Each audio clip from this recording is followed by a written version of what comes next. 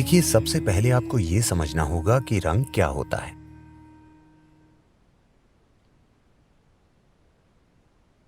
किसी भी चीज का रंग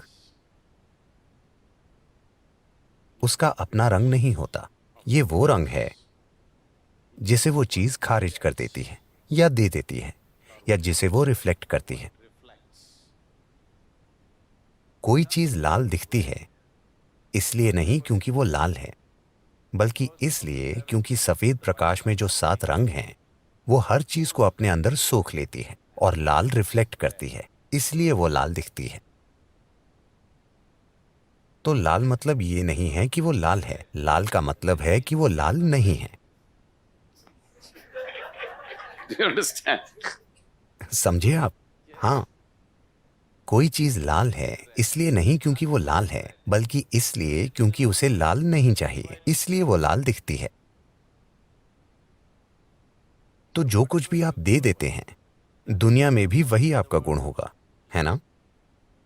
तो देवी का रंग लाल है क्योंकि वो लाल दे देती हैं। लाल मतलब अगर आप जंगल में घूम रहे हैं तो सब हरा हरा है, लेकिन कहीं थोड़ा लाल रंग होगा, एक लाल फूल खिला है। वो आपका ध्यान आकर्षित करता है क्योंकि आपके बोध में लाल सभी रंगों में सबसे चमकीला है। शायद दूसरे सभी रंग सुंदर हों, अच्छे हों, बढ़िया हों, लेकिन लाल बहुत ही चमकीला है। सिंदूर, आपको समझना होगा कि महत्वपूर्ण बात यह है कि यह हल्दी है। अगर इसे ठीक से बनाया गया है तो अगर आप देवी से सिंदूर लेते हैं, ये हल्दी से बना हुआ है। अगर आप कहीं और से खरीदते हैं तो वो एक केमिकल पाउडर है। अगर आप खुद को रासायनिक जहर देना चाहते हैं तो आप उसका इस्तेमाल करें। हल्दी के जबरदस्त फायदे हैं। हल्दी को इस्तेमाल करने का एक खास तरीका है। हल्दी और चूने को साथ मिलाकर इसे बनाया जाता है और ये बहुत ज्यादा फायदेमंद है, और उसका रंग लाल हो जाता है। और इसका इस्तेमाल समाज में एक प्रतीक की तरह भी किया जाता है। अगर किसी महिला ने सिंदूर लगाया है तो वो शादीशुदा है, यानी आप उसके पास अपना प्रस्ताव लेकर नहीं जा सकते। मूल रूप से समाज में ये जानने का एक तरीका था कि कौन कौन है, और इसे लगाने के स्वास्थ्य से जुड़े हुए दूसरे फायदे भी हैं। हल्दी, इसका रंग, आप अपने सिर पर पीला रंग नहीं लगाना चाहते मुसोलिनी की तरह,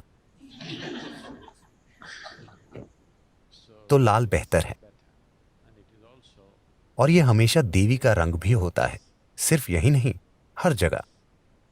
So it is also a symbolism that तो ये एक प्रतीक भी है कि इसका एक पहलू ये है कि ये शायद हर किसी के लिए सच ना हो, पर समाज में ये आकांक्षा होती है।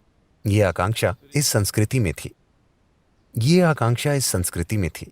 जब किसी महिला की शादी हो जाती है तो उन्हें देवी कहा जाता था। मुझे सुनकर मजा आया कि कुछ एयरलाइंस में, भारतीय एयरलाइंस में, मेरे ख्याल से एयर इंडिया में वे ऐसा कहते हैं। जब वे घोषणा करते हैं तो वे कहते हैं देवियों और सज्जनों।